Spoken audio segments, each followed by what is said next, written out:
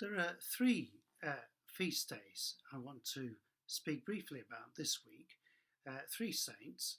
The first is Saint Columba, whose feast day is on the 9th of June. And Saint Columba was born in County Donegal in Ireland, round about the year 521. And he died in Iona in Scotland in the year 597. And he was a man of royal lineage, and before leaving Ireland, which he leaving as he described himself as an exile for Christ, he'd founded various monasteries, including monasteries at Derry, Durrow, and possibly at Kells. But his principal foundation was in Iona, and it was from there that he converted much of Western Scotland and also brought the gospel to the north of England. He was also a great poet and a scribe, and he was a spiritual guide. In Gaelic literature, he appears as Ireland's most popular saint, noted for his great personal love of creatures, both animal and human.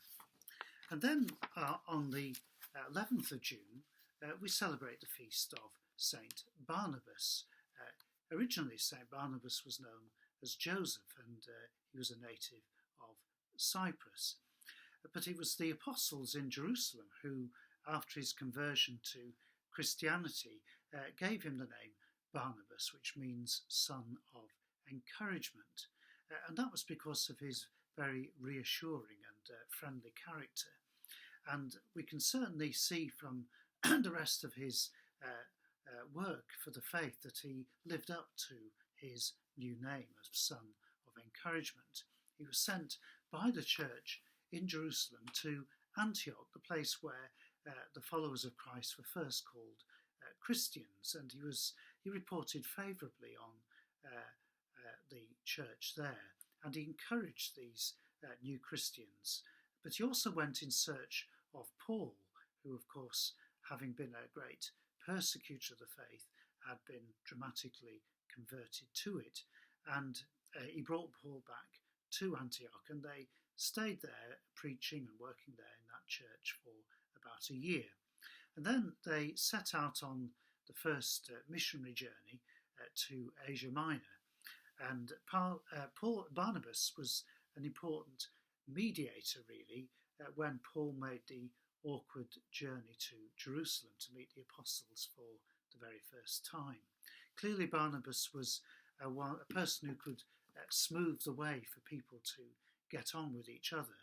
But unfortunately, what we can sometimes do well for others, we're not always able to do well for ourselves. And at the end of the missionary journey, Paul and Barnabas had a rather fierce falling out, and it was a quarrel over Barnabas's cousin, John Mark. And so they had to agree to disagree, and Paul then went on with his missionary journeys, whereas St. Barnabas went back to his native Cyprus, where he spent the rest of his life. Then finally, on the 13th of June, we have the feast of St. Anthony of Padua, who lived from the year 1195 to 1231. Very popular saint, and often his statue is to be seen in many Catholic churches. One of the things that marks St. Anthony's character is a very affectionate style, really, a relationship with people. He was born in Portugal and joined the Franciscans after his ordination as a priest. And he wanted to go to Africa to preach the gospel there, but instead he was sent to preach in France and Italy, where he was very effective in his preaching. And at that time, the church was afflicted by a heresy from a group of people known as the Cathars, and they thought and taught that all material things are evil. And so St. Anthony preached against this heresy. He spoke about the goodness of all creation, and he communicated his message in a warm and very affectionate style. St. Thomas Aquinas was later to say that the truth must breathe love, and we can see that St. Anthony was a great exponent